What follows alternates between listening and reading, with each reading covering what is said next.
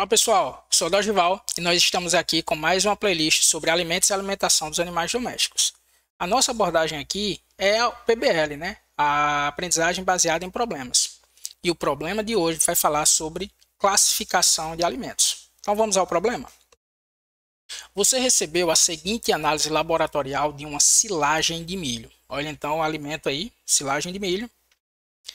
E a análise diz para você o seguinte: 25% de matéria seca, 6% de proteína bruta, 1,5% de extrato etéreo, 70% de FDN, 18% de carboidratos não fibrosos, 6% de amido e 30% de FDNI ou FDN indigestível.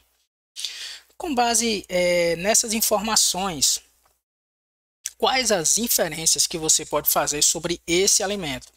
E as recomendações de uso? Então vamos lá. A análise laboratorial, o alimento que você encaminhou para análise foi uma silagem de milho. O que você recebeu a análise foi de uma silagem de milho. Mas o que você está visualizando em termos de composição química do alimento pode dizer muito mais do que a denominação do alimento.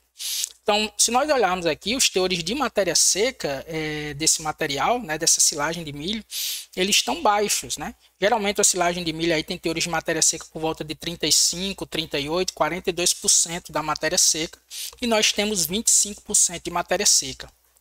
Isso quer dizer que nós temos 75% de água nesse material, né? Então é um material com alto teor de umidade que pode indicar para a gente ou uma janela de colheita diferente da ideal, né, do material, ou então algum problema com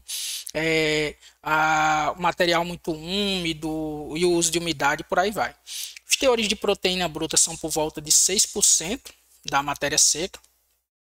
Então, esses teores de proteína bruta, geralmente, para uma silagem de milho, eles são um pouco mais elevados que isso aí, né? Um pouco mais elevados do que 6% de proteína bruta, que também pode indicar para a gente 7, 8% de proteína bruta, que também pode indicar para a gente que o material está um pouco inferior às silagens de milho que normalmente, ou padrão de uso de silagens de milho, a mesma coisa para os teores de extrato etéreo. Mas o que é mais gritante para a gente, ou que permite que a gente faça inferências mais severas sobre a composição química desse material, são os teores de fibra insolúvel em detergente neutro, FDN, os teores de carboidratos não fibrosos, os teores de amido e o acessório aí é a FDN insolúvel, né?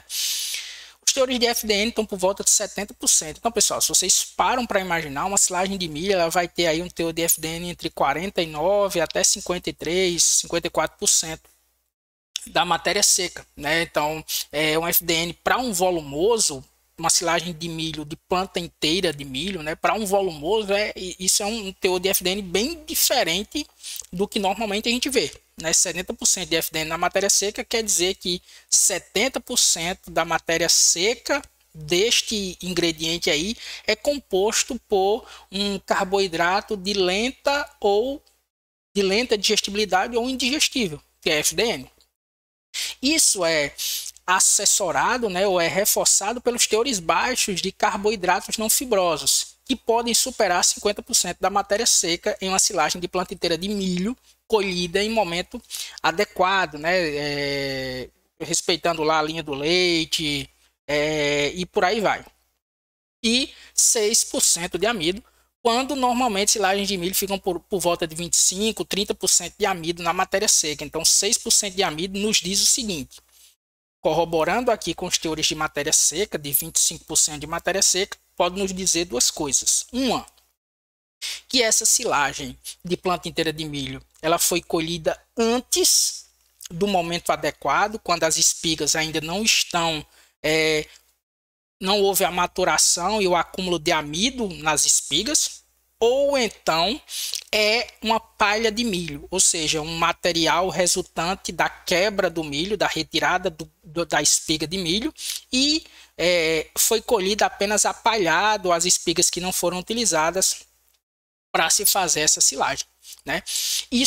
Essa hipótese, né, é mais reforçada aqui pelo teor alto de fibra insolúvel em detergente neutro, né, que dá uma noção para a gente aí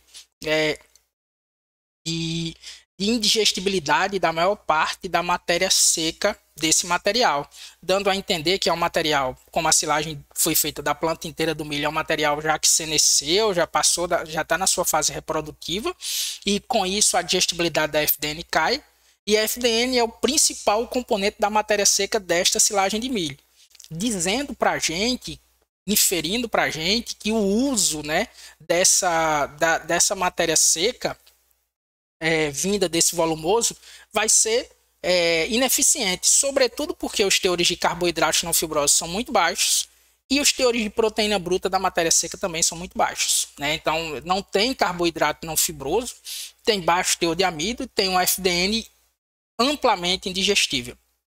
Então, a inferência que a gente pode fazer vendo esse cenário é que é uma silagem de planta inteira de milho que foi colhida antes do momento adequado, ou então é uma silagem de palha de milho, né, oriunda da retirada, da quebra das espigas de milho, e você faz uma silagem da palhada, e aí provavelmente você tem problemas. Se você fosse medir aí parâmetros de fermentação, né, ou se você tivesse os teores de matéria mineral, se você fosse medir parâmetros de fermentação, você poderia ver aí um pH mais elevado, um nitrogênio amoniacal mais alto, inclusive até talvez fermentação clostrídica.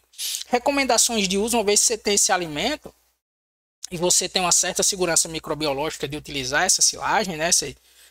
Não existe nenhuma indicação aí de colonização de fungos que possam trazer problemas a partir das micotoxinas. Você pode utilizar para categorias animais menos exigentes, né, como novilhas em crescimento, vacas secas, né, e vazias, nesse sentido. Tudo bem, pessoal?